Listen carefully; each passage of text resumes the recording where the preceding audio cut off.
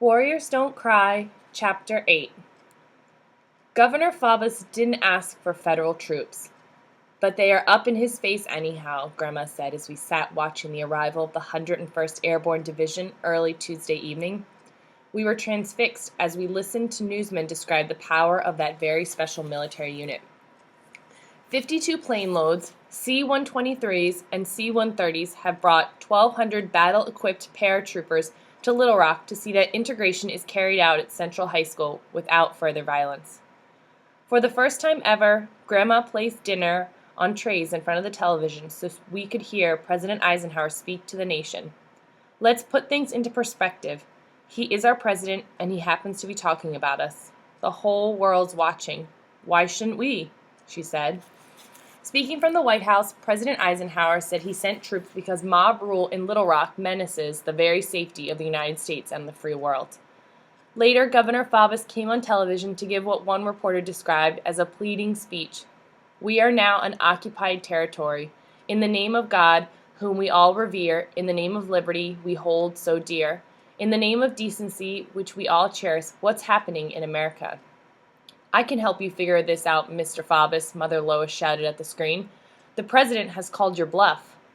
Later that night, as my head was swimming with news reports and questions about whether or not to go back to Central High, I wrote in my diary, everything in my life is so new. Could I please do some of the old things that I know how to do again? I don't know how to go to school with soldiers. Please show me. P.S. Please help the soldiers to keep the mobs away from me. It was very quiet as I turned out the light. With the 101st in town, we didn't hear as many sirens going off. Later, when I woke up, thirsty and went to get water, I found Grandma snoring with the rifle lying across her lap. Maybe she felt safer too. I don't know how long I'd been asleep when I was jolted awake. I sat straight up in my bed. The doorbell was ringing and I heard voices on the front porch. Mama was standing over me. She put her hand over my mouth and motioned me to get up. The doorbell kept ringing over and over again. We moved toward the living room. Who is it? Grandma yelled through the door as she peeked through the covered glass inset. White men. It's white men wearing black hats. What are they doing on our front porch at this time of night? Grandma said as she picked up the shotgun. Then she shouted through the door again. State your business, gentlemen, or I'll be forced to do mine. We're from the office of the President of the United States. Please open your door, they called back. We have a message from your president. Grandma opened the door ever so slightly and demanded that they show proof of who they were. They passed their identifications through the half-open door. Mother Lois examined the writing closely and nodded a yes. How can we help you? Grandma lowered the gun to her side, keeping it hidden as she opened the front door a bit more. Mother Lois stood beside her. I thought it was funny as I looked around and noticed we were all wearing our nightgowns and pajamas to greet the messengers from the President of the United States. Let your daughter go back to school and she will be protected, one of the men said, handing Mother Lois an envelope. The next morning, Wednesday, September 25th, at 8 a.m., as we turned the corner near the Bates' home, I saw them, about 50 uniformed soldiers of the 101st. Some stood tall with their rifles at their side, while others managed to man the jeeps parked at the curb. Still, other troops walked about holding walkie-talkies to their ears. As I drew nearer to them, I was fascinated by their well-shined boots. Grandma had always said that well-kept shoes were the mark of a disciplined individual. Their guns were also glistening as though they had been polished, and the creases were sharp in their pant legs of their uniforms. I had heard all of those newsmen say, Screaming Eagle, Division of the 101st. But those were just words. I was seeing human beings, flesh and blood men, with eyes that looked back at me. They resembled the men I'd seen in army pictures on TV and on the movie screen. Their faces were white, their expressions blank. There were lots of people of both races standing around talking to one another in whispers. I recognized some of the ministers from our church. Several of them nodded or smiled at me. I was a little concerned because many people, even those who knew me well, were staring as though I were different from them. Thelma and Minnie Jean stood together inspecting the soldiers up close while the other students milled about. I wondered what we were waiting for. I was told there was an assembly at Central High with the military briefing the students. Reporters hung from trees, perched on fences, stood on cars, and darted about with their usual urgency. Cameras were flashing on all sides. There was an eerie hush over the crowd, not unlike the way I'd seen folks behave outside the home of the deceased just before a funeral. There were tears in Mother's eyes as she whispered goodbye. "Make this day the best you can," she said. "Let's bow our heads for a word of prayer." One of our ministers stepped from among the others and began to say some comforting words. I noticed tears were streaming down the faces of many of the adults. I wondered why they were crying just at that moment when I had more hope of staying alive and keeping safe than I had since the integration began. Protect these youngsters and bring them home. Flood the Holy Spirit into the hearts and minds of those who would attack our children. Yes, Lord, several voices echoed. One of the soldiers stepped forward and beckoned the driver of a station wagon to move it closer to the driveway. 2 jeeps moved forward, one in front of the station wagon, one behind. Guns were mounted on the hoods of the jeeps. We were already half an hour late for school when we heard the order, "Move out," and the leader motioned us to get into the station wagon. As we collected ourselves and walked toward the caravan, many of the adults were crying openly. When I turned to wave to Mother Lois, I saw tears streaming down her cheeks. I couldn't go back to comfort her. Sarge, our driver, was friendly and pleasant. He had a southern accent, different from ours, different from even from the one Arkansas whites had. We rolled away from the curb lined with people waving to us. Mama looked even more distraught. I remembered I hadn't kissed her goodbye. Our convoy moved through the streets lined with people on both sides who stood as though they were waiting for a parade. A few friendly folks from our community waved as we passed by. Some of the white people looked totally horrified, while others raised their fists to us. Others shouted ugly words. We pulled up to the front of the school. Groups of soldiers on guard were lined at intervals several feet apart. A group of 20 or more was running at breakneck speed up and down the street in front of Central High, their rifles with bayonets pointed straight ahead. Sarge said they were doing crowd control, keeping the mob away from us. About 20 soldiers moved toward us, forming an olive drab square with one end open. I glanced at the faces of my friends. Like me, they appeared to be impressed by the imposing sight of military power. There was so much to see, and everything was happening so quickly. We walked through the open end of the square, erect, rifles at their side, their faces stern. The soldiers did not make eye contact as long as they surrounded us in a protective cocoon. After a long moment, the leader motioned us to move forward. I felt proud and sad at the same time. Proud that I had lived in a country that would go this far to bring justice to a Little Rock girl like me, but sad that they had to go to such great lengths. Yes, this is the United States, I thought to myself. There is a reason that I salute the flag. If these guys just go with us this first time, everything's going to be okay. We began moving forward. The eerie silence of that moment would forever be etched in my memory. All I could hear was my own heartbeat and the sound of boots clicking on the stone. Everyone seemed to be moving in slow motion as I peered past the raised bayonets of the 101st Soldiers. I walked on the concrete path toward the front door of the school, the same path the Arkansas National Guard had blocked us from several days before. We approached the stairs, our feet moving in unison to the rhythm of the marching click-clack sound of the screaming eagles. Step by step, we climbed upward, where none of my people had ever before walked as a student. We stepped up to the front door of Central High School and crossed the threshold into that place where angry segregationist mobs had forbidden us to go. Once the Screaming Eagles had delivered us safely inside the front door of Central High School, all of us, the soldiers, we 9 students, white school officials, were standing absolutely still as though under a spell. No one seemed to know what to do next. The commander of the troops spoke a few words, and our military protectors fell into formation and marched away. I felt naked without that blanket of safety. A warning alarm surged through my body. Principal Jess Matthews greeted us with a forced smile on his face and directed us to our classrooms.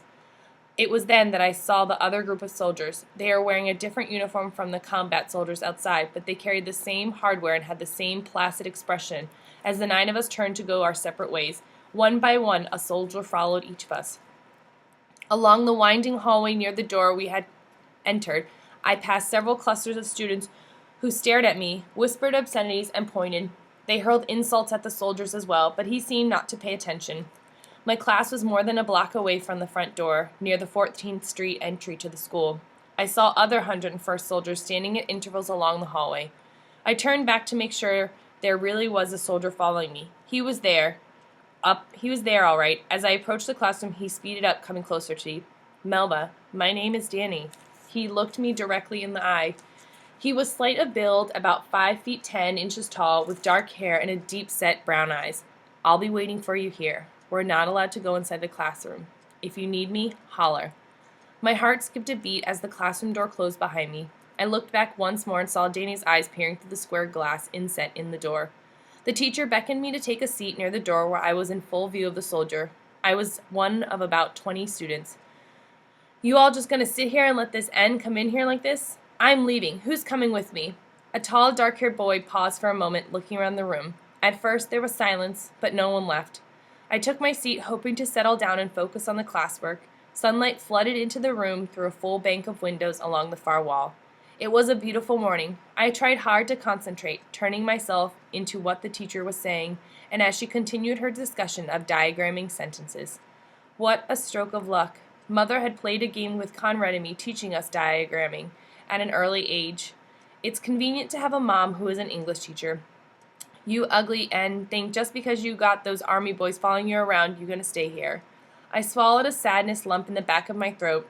I wondered whether or not I should press the teacher to stop the boy from treating me that way. I decided against it because I thought she must be well aware of what he was doing. Besides, we had been instructed not to make a big deal of reporting things in front of the other students, lest we be labeled tattletales. The boy continued his taunting throughout the period. At the end of the class, I spoke to the teacher to get a list of back assignments, and during the conversation, I asked if she could do something to calm people down. I hope you don't think we're going to browbeat our students to please y'all, she said. I pushed down my anger and walked out. When I entered Mrs. Pickwick's shorthand class, things improved decidedly. It was like being on a peaceful island. She remained ever in control.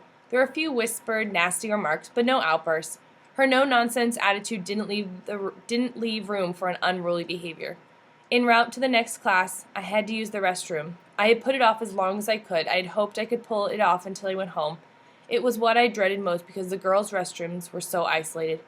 Danny leaned against the wall across from the bathroom door, quite a distance away. I hurried inside. The students appeared astonished at the sight of me. There ain't no sign marked color on this door, girl, one of them said as I whizzed past. I couldn't respond or even stop to listen to her. I was desperate to find an empty stall. Once inside with the door closed, I felt alarmed at the whispering and scrambling about, but I couldn't make out exactly what they were saying. I ran out like a shot, pausing only a second to get a few drops of water to clean my hand. That's when I noticed it, written all over the mirror with lipstick, was "N go home." Later that day, I hesitated as the throngs of students made its way back up the front staircase. When the bottom of the stairway had cleared, Danny motioned me to move ahead. By then I was anxious to go to the cafeteria. I was looking forward to being with my friends, with people I could talk to and laugh with, but Danny said we had been summoned to the vice principal's office. He walked only a few steps behind me as I moved cautiously through the clogged hallway, avoiding close contact with hecklers wherever I could. We moved up to the second floor and into the office where I was met by Carlotta, Thelma, and Mrs. Huckabees, the girls' vice principal. She insisted on escorting us to the restroom and the cafeteria, and we thanked her. The four of us walked to the lower level and into a wider hallway, a brightly lit area of what appeared to be a basement corridor leading to the biggest cafeteria I had ever seen. The cafeteria seemed to be half the size of a football field, filled with long tables. There was a roar of noise from the hundreds of chatting, laughing students and the clang of utensils. The line of people waiting to pick up their food appeared to go on forever. Many of the students in that room turned to stare at us. All at once, I caught a glimpse of non-white faces, my people, serving food behind the counter. I didn't feel the same twinge of painful embarrassment I sometimes felt when I saw my people in service positions in public places. Instead, I was thrilled to see them smiling back at me. The cafeteria line was treacherous, but I survived with my tray of food intact. Over lunch, Carlotta, Thelma, and I were joined by a couple of friendly white girls. For a brief moment, we laughed and talked about ordinary things as though it were a typical school day. Indeed, a few white students were trying to reach out to us. They explained that many of their friends would stay away because they feared segregationists who warned them against any show of kindness towards us. After lunch, I headed for a gym class. I had two more reasons to hope integration could work. Amid all the hecklers taunting me, 2 girls had smiled and waved a welcome. Danny and I parted company at the door that led to the girls' dressing room. We agreed to meet after I changed into my gym uniform. He would wait near the head of the narrow corridor that led to gym class. I was frightened as I looked down at the bandage on my knee from the last time I had walked these isolated corridors to gym class. I got out of there as fast as I could. I entered the dressing room and changed my clothing, going about my business briskly, even when someone tried to block my way. The stares and name-calling hurt, but I was growing accustomed to coping with it. With surprising speed, I changed into my uniform and was on my way out to meet Danny. He pointed me towards the concrete stairs that led down to the first level playing field. Several hundred yards beneath us on what had been an enormous playing field, there was now a huge city. Hundreds of olive-drab tents stood in meticulous row. There were jeeps and larger trucks with tarpaulins. It was an absolute beehive of activity. Several soldiers were posted directly below us in the field where my class would be. The sight of pristine lines of marching soldiers going back and forth in the distance calmed my nerves. When class ended, I played a game with myself. I would earn a world record for getting dressed at the fastest speed known to mankind. When Danny greeted me, he confirmed I had far exceeded his expectations. As he trailed me through an isolated passage to the open hallway, we were confronted by a chorus of chants from sideburners. Copying their hairstyles from James Dean and Elvis, they fancied themselves to be bad boys. Hut, 1, 2, 3, march, march, company, march to the beat of the end drum. The choir of boys chanted as we walked past. Suddenly, one of them came up to me and slammed my books out of my hand onto the floor. We were surrounded by thugs, many much bigger than Danny. "Don't move," Danny whispered. "Stand absolutely still." His words stopped me from running for my life. At that moment, it was hard to remain still. My knees were shaken as the group closed in on us. All at once, from nowhere, other soldiers appeared and made their presence known by holding onto their nightsticks and moving toward us slowly. I wondered where they had come from so quickly. Then I looked behind me, and there were still more, standing against the wall, erect and silent, as though steeled to go into action at any moment. Reluctantly, the hooligans dispersed, leaving a trail of insults in their wake. The soldiers withdrew as quickly and quietly as they appeared, out of sight in an instant. There was no harsh greeting or heckling as I entered French class. In fact, some of the students wore pleasant expressions. It took a while for me to realize they had a different kind of unwelcome mat for me. I was excited about French class. Mother Lois spoke fluent French. She often gave me and Conrad lessons over dinner table. I was anxious to get started because I could see that Central had tape recorders and special headphones, things I hadn't had in my French classes. The students spent the entire hour speaking in French about suntanning. I understood the language, and I didn't know what to do, as one student spoke in French about not wanting to get too dark, for fear of being taken for N. I blinked back tears of disappointment. A serious headache was overtaking me by the time I headed for study hall with Danny tagging behind. Entering the door was like walking into a zoo with the animals outside their cages. The room was double the size of the largest classroom in my old school. I'd never seen anything like it or imagined my wildest dreams that an important school like Central could allow such outrageous behavior. Stomping, walking, shouting, sailing paper or airplanes through the air, students were milling about as though they were having a wild party. The teacher sat meekly behind his desk, a spectator stripped of the desire or power to make them behave. I took 5 steps into the room, and everybody fell silent, abandoning their activities to glare at me. "Take that seat over there," the study hall teacher said. "But I want to ask him for a seat near the door where I could see Danny," but he cut me off. "Did you hear me? I said take the seat over there or see the principal." The teacher returned, reading his newspaper, while the students threw spitballs. They directed only a few at me. Mostly they were involved in their own little games. At one point they started passing notes back and forth. When one was passed to me, I opened it. "And go home," it read. I looked at it without emotion, folded it neatly, and put it aside. "The helicopters are coming to pick up the end," someone shouted. Thank God, I thought. I had lived through the wildest hour where nobody did anything major to me, but their threats, near misses, and flying paper airplanes and pencils had shattered my nerves. "Helicopters home," I whispered. It seemed like a lifetime since I had been home and comfortable and safe. Just then, Danny opened the door and beckoned me. "Let's move out for home," he said. The engine of the helicopter roared louder as we descended the stairs. Protected by the mighty power of the screaming eagles, we walked to the Army staff car waiting at the curb. As I stepped into it, a wave of peace washed over me. "Relax, we're on the move," Sarge, our driver, said as we snuggled down into our seats.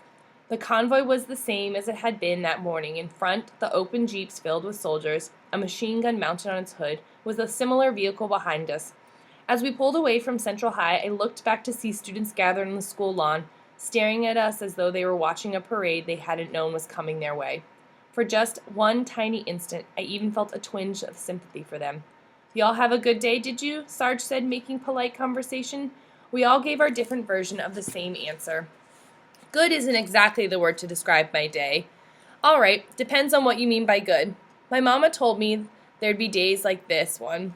That was the beginning of a funny round robin to echo who could describe his or her experience in the most colorful language.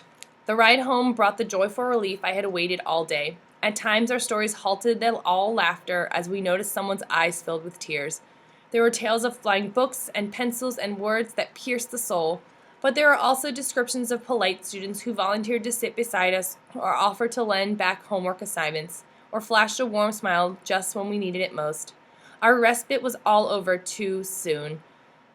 As we approached Mrs. Bates' home, I saw news reporters. My headache started up again. The cameras began to flash even before Sarge could get the parked car. We said our thank yous to him and turned to face the bombardment of questions as we made our way to Mrs. Bates' front door. What was it like inside the school? Were you frightened? How were you treated? Did anybody hit you? Did they call you names? What classes are you taking? Over and over again, the same questions. Then there was one that stuck in my mind and made me tighten my jaw. Are you going back tomorrow? I wasn't ready to think of another tomorrow at Central High. I sat quietly and pondered the question as I glanced out the front window at the soldiers standing at attention. But they were there for only a brief moment before they climbed into the jeeps and started in station wagons and rolled away. And then my attention was quickly brought inside by the rude question being asked. Would you like to be white? I scowled at the reporter, and he must have understood my irritation. Does all this trouble make you all wish you were white instead of N? He amended his question.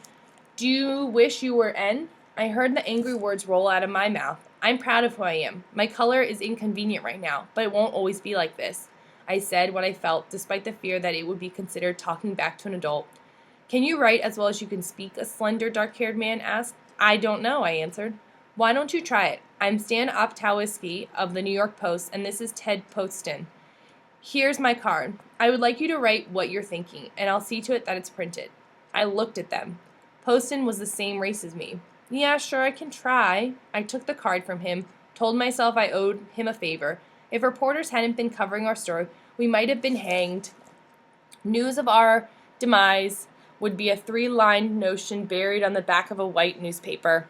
Were it not for the northern reporters' nosy persistence in getting the facts and dodging the trail of segregationists. We're off to the Dunbar Community Center for another news conference. I couldn't believe my ears, but off we went, once more answering questions in a more formal setting. As we rode home, I looked forward to shedding my day like soiled clothing. But the first thing I saw as I rounded the corner to my house was reporters sitting in the green lawn chairs on my front porch, holding cameras and notebooks, and a few neighbors gathered in front of my house, talking to them. I can't face them, I thought to myself. But I did. I got through it. I smiled, I said the right things, I pretended to be interested in the questions. By 9 p.m., I was so tired that I only wanted my pillow and dreams, sweet, happy dreams, with no white people and no Central High. The next thing I heard was a song on my radio as the alarm went off, waking me out of a cold, sweaty dream. Peggy, Peggy, Sue, Buddy Holly was singing. I picked up my diary and started to write. It's Thursday, September 26th. 1957. Now I have a bodyguard. I know very well that the president didn't send those soldiers just to protect me, but to show support for an idea. The idea that a governor can't ignore federal laws. Still, I feel specially cared about because the guard is there. If he wasn't there, I'd hear more of the voices of those people who say I'm an N, that I'm not valuable, that I have no right to be alive. Thank you, Danny.